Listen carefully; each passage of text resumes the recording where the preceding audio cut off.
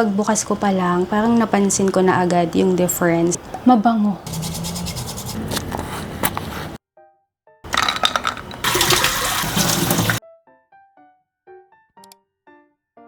So, medyo iba yung itsura sa in-expect ko. Hey guys! Welcome to my vlog. Para sa mga mahilig sa matcha, this vlog is perfect for you. So, meron ako ditong matcha set. This is from Japan. Ito yung brand ng matcha. And on this vlog, susubukan kong gamitin to. First time pa lang, so subukan natin gumawa ng DIY matcha latte.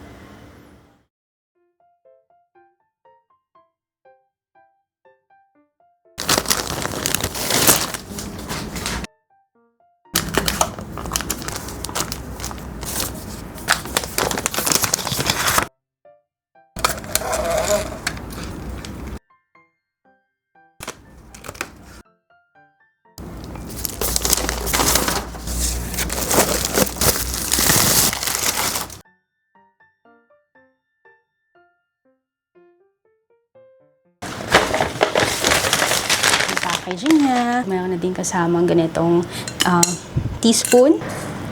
Wow! Let's start. So, to compare our matcha, meron ako ditong binili sa bake shop. Ito parang 300 pesos. And then, ito naman, medyo paubos na. Na-order ko sa online, around 400 pesos. Hindi ako nagkakamali. And then, ito yung legit na galing sa Japan. So, siya yung pinakamaliit. But first, let's compare yung color. So, ito yung matcha na nabili ko lang sa bake shop. Ito naman yung matcha na na-order ko online. So, mas green. Ito yung itsura ng packaging. And pagbukas ko pa lang, parang napansin ko na agad yung difference. Unang-una, sobrang vibrant ng pagka-green niya and yung amoy. So, ito yung swatch nung galing sa Japan. Sobrang ibang-iba kasi napaka-vibrant ng pagka-green niya and mas fine din yung pagka-powder. Ito yung pinakamura. So, nabili ko sa bake shop. Mas dark. And then, ito naman, medyo mas magkalapit. Ito talaga, napaka-vibrant.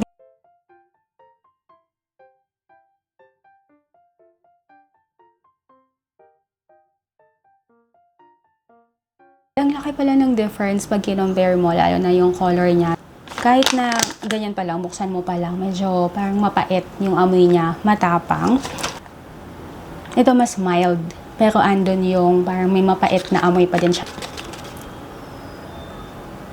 Ito amoy mabango, parang medyo beanie, ganon.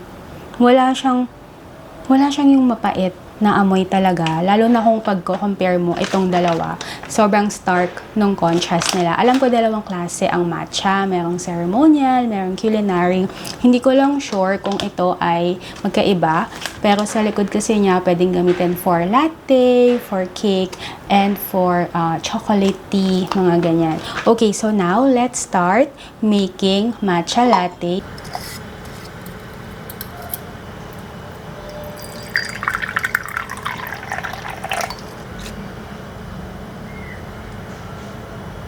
Ito yung mga ingredients na gagamitin ko. Matcha powder. Depende sa milk na gusto mo. Sa akin, mas gusto ko ng oat milk, condensed milk, vanilla, and ice cubes.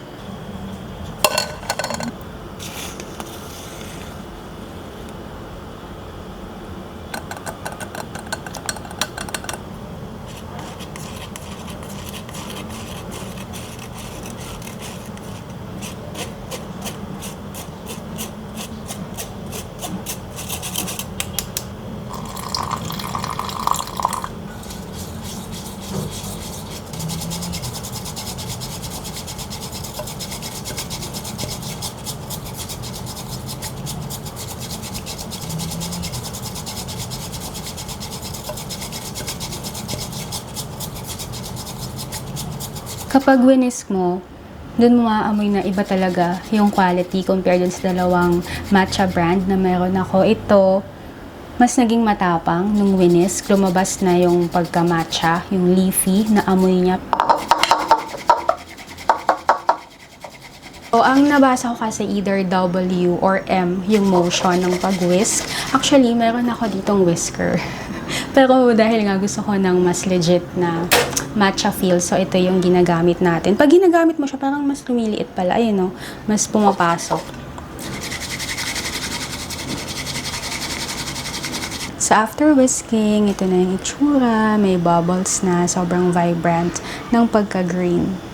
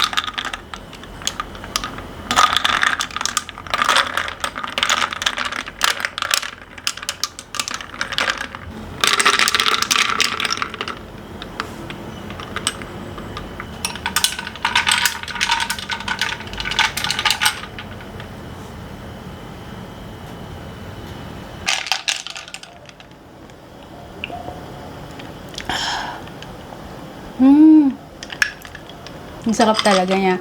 So, ito, ngayon ko lang to nakita, yung ganitong brand. Usually, nakakita kong brand yung mga nasa lata, ganun. Pero ito, masarap din. Ang sarap niya. The best. Iba yung quality. Ang sarap nito. Iba yung lasa. Ang sarap. Wow. Char. Wow, grabe. Sarap ng lasa. So, ngayon naman, meron ako ditong tatlong kutsarita. Iko-compare ko yung lasa, kanina yung amoy, and yung color. So, first, unahin ko muna to kasi medyo matapang yung isa eh. Okay. So, ito pala, pag kinain mo siya, siyempre may pait pa din. Mapait pa din siya, pero malinis yung lasa niya. Smooth yung pagka-powder. So, hindi ko in-expect yun. Kasi, itong mga to, pag inamoy mo siya, as in, amoy mapait. Pero ito, wala siyang pait na amoy. Pero pag ganun nga, in-scoop mo, in-spoon mo, malalasahan mo. Of course, dahil nga tea. Okay, so ito naman, konti na lang siya. Ito, mapait din. Ito, yung nakalagay, pure matcha. Ito, sobrang pait talaga. As in, hindi ka na magugulat kasi yung amoy niya, amoy pa lang mapait na, tapos yung lasa, mapait. So, pag ganito, pag nagko-compare ako ng difference, ng mga brand, ng mga product, hindi naman ibig sabihin na pinipintasan ko or anything. Para lang, alam din natin ano ba yung difference kapag ganong powder yung gagamitin natin or kapag yung medyo mas mahal na powder. Pag in-scoop mo siya, may pait. Pero pag ginawa mo ng ganito, latte, wala na. Sobrang linis ng lasa. So, bago matapos tong vlog, gawa pa tayo ng isang variant ng DIY matcha latte. This time, gagamit naman tayo ng strawberries. Ito, nabili ko 100 pesos. Lahat na to. Parang ang mura, diba? Kung wala kang mahanap na fresh, pwede din naman frozen strawberries.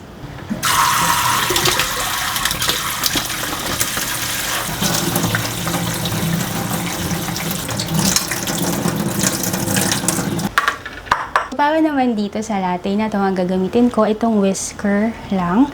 And dito ko na lang din titimplahan lahat. So, itatry ko naman kung pwede yung gano'n, yung mas simple lang. Nakakunti lang din yung hugasan.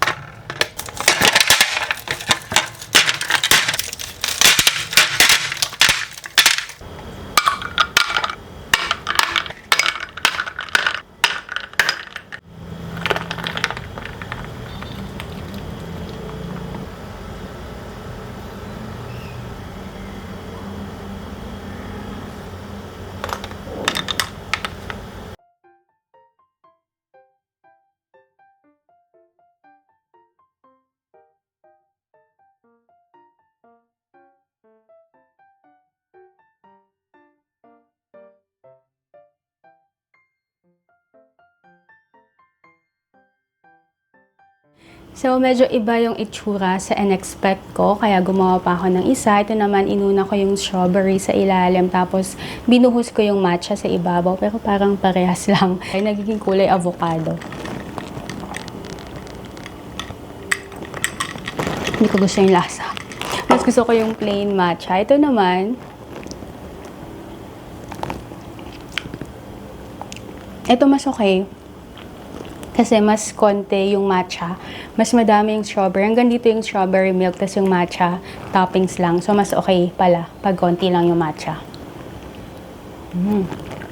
So, if you have any suggestions, kung meron kang favorite na matcha brand or kung meron kang favorite na drink na ginagawa using matcha powder, let us know in the comments section. And don't forget to subscribe for more simple vlogs like this. I will see you next time. Bye, guys!